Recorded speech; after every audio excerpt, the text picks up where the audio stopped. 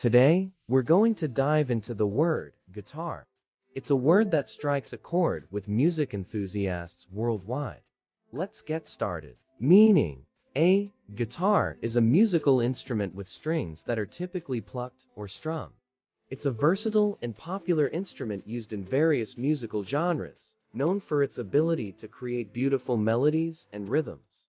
Pronunciation: pronounce guitar as tar with the emphasis on the second syllable, tar. Use in a sentence. Here's an example.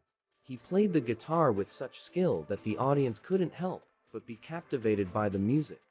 Synonyms: while there are other string instruments, guitar doesn't have many synonyms because it's quite unique. However, you can refer to specific types of guitars, like acoustic guitar, electric guitar, bass guitar, or classical guitar. Conclusion: that's our look at the word guitar.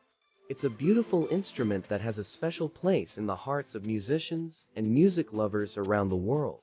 Thanks for joining us, and keep strumming those chords and making beautiful music.